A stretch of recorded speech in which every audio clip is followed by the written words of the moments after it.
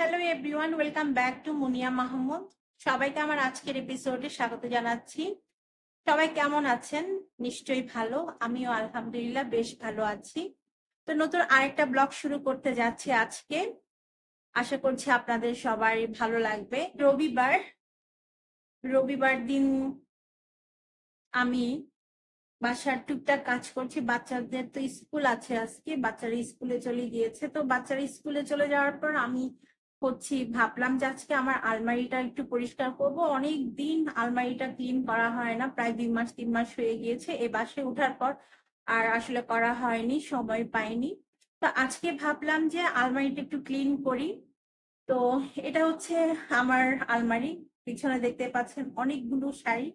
আর শাড়িগুলা হচ্ছে আমি একটা হ্যাঙ্গারের মধ্যে 4টা 5টা করে রেখেছি, যার কারণে হ্যাঙ্গারটা একদম মানে এমন একটা অবস্থা যে এটা এখনই ভেঙে পড়ে যাবে।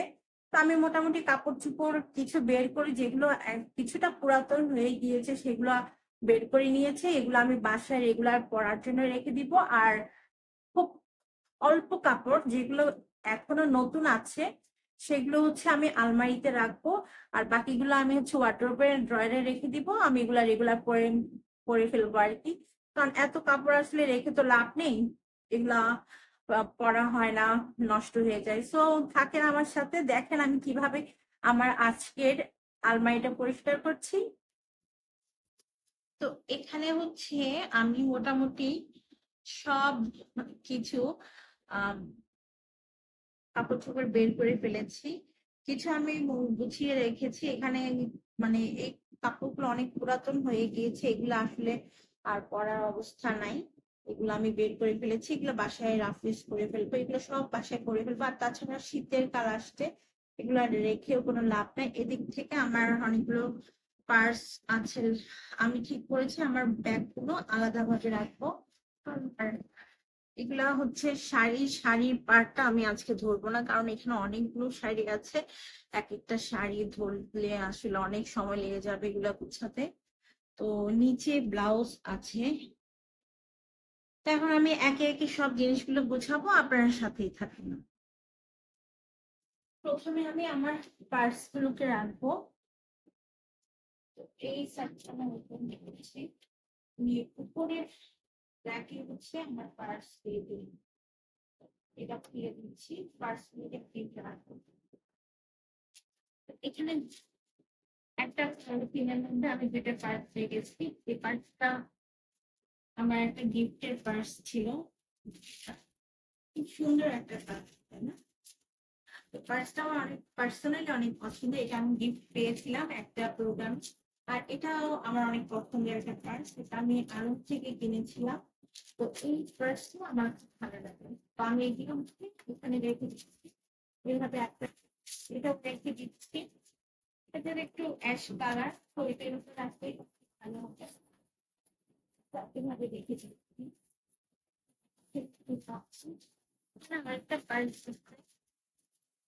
এটাও আমার অনেক পছন্দের। এটা ব্ল্যাক আর পিঙ্ক শাড়ির সাথে খুব ভালো লাগছে করতে। তো এই পার্সটাও আমি এটাও গিফট পেয়েছিলাম। তো এটাও রেখে দিচ্ছি একটা পলিথিনের হয়ে।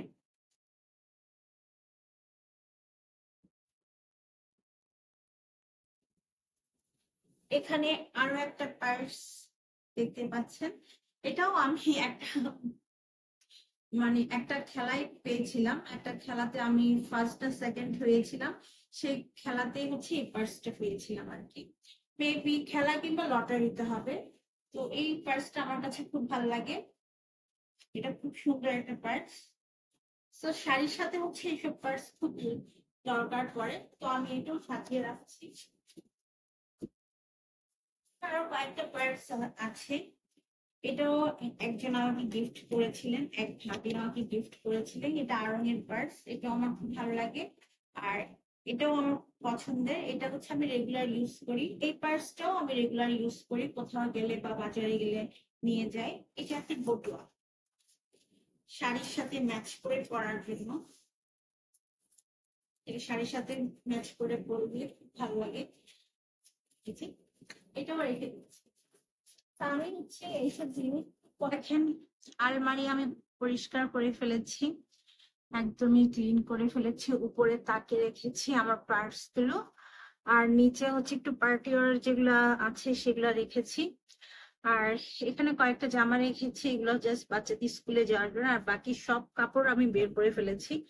পুরো আলমারিটাকে আমি একদম খালি করে রেখেছি যেন আরো কিছু কাপড় রাখতে পারি। মানে যেগুলো একটু পুরানো হয়ে গিয়েছে সব কাপড় আমি বের করে নিয়েছি। তো এভাবে করে আলমারিটা ক্লিন করেছি আর কি। দেখেন এই লাঠিটা কিন্তু ভেঙে পড়ে যাবে, এতটাই ভারী হয়ে গিয়েছে, যে কোনো সময় দেখা যাবে লাঠিটা পড়ে যাবে।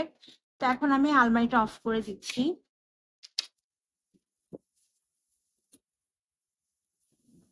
কাজ কমপ্লিট। বাচ্চারা যেহেতু নাই, ওরা একদম ক্লিন। ওরা থাকলে হচ্ছে বাসাটা একটু এলোমেলো থাকে, যেহেতু ওরা নাই বাসা একদম পরিষ্কার পরিচ্ছন্ন অবস্থায় আছে। বাইরে কিন্তু এখনো সমানে বৃষ্টি হচ্ছে। আজকে সকাল থেকে বৃষ্টি আর বৃষ্টি, বৃষ্টি থামার কোনো লক্ষণই নেই।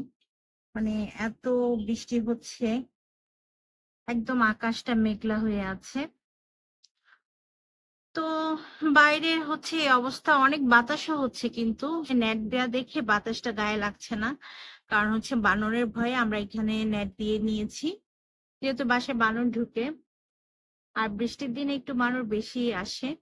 তো এখন সন্ধ্যা হয়ে গিয়েছে, একটু পরে মাগরিবের আজান দিবে। নাস্তা করে দিয়েছি। তো বাচ্চারা ভিলেজ ফ্রেঞ্চ ফ্রাইস আর সসেজ খাবে। আমার ছোট ছেলে আবার খুব একটা পছন্দ করে না। তো আমি বড়টার জন্য এখানে 4টা চিকেন সসেজ ভেজে নিচ্ছি, আর ছোটটাকে আমি ফ্রেঞ্চ ফ্রাইস করে দিব, ফ্রাইস ভেজে দিব। ওই এগুলা খেতে পছন্দ করে। তো এদিক থেকে এগুলা ভাজা হোক, বাচ্চাদেরকে বিকালে বা সন্ধ্যায় কি নাস্তা দিব এটা একটা বড় টেনশন হয়ে যায়। এটা খায় না, ওটা খায় না, এত মানে ঝামেলা করে খাবার নিয়ে। মাঝে মাঝে খুব বিরক্ত লাগে। দেখা যায় যেটাই বানায় না কেন ওটাই ওদের পছন্দ হয় না, ওটাই ওরা খেতে চায় না। তো আজকে আমি ভাবলাম যে বড়টা যেহেতু সসেজ খেতে চেয়েছে, ওকে সসেজটা ভেজে দিই। তো এগুলো আমার ভাজা হয়ে গিয়েছে, এখন আমি এগুলোকে তেল থেকে তুলে নিব। তেল থেকে এগুলো হাফ ডান করাই থাকে প্যাকেটের মধ্যে, জাস্ট একটু তেলের মধ্যে লালচে করে নিলে আর বিট লবণ দিয়ে খেতে খুব ভালো লাগে। তো এগুলাকে এখন আমি ফ্রাই করে নিচ্ছি। ফ্রাই ছিল না, অল্প সময়ের মধ্যে হয়ে গিয়েছে। এগুলো যেহেতু হাফ ডান করাই থাকে প্যাকেটের মধ্যে, তো ভাজতে বেশিক্ষণ লাগে না। তো এগুলো মোটামুটি সুন্দর একটা গোল্ডেন কালার চলে আসছে। আমি এখন এগুলোকে তেল থেকে তুলে নিব।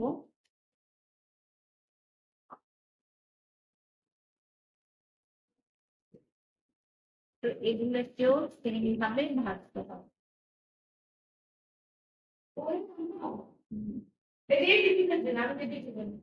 ওকে, কেন দিচ্ছে না আমার কেন? সন্ধ্যার নাস্তা করছে এদিকে আমার ছোট ছেলে,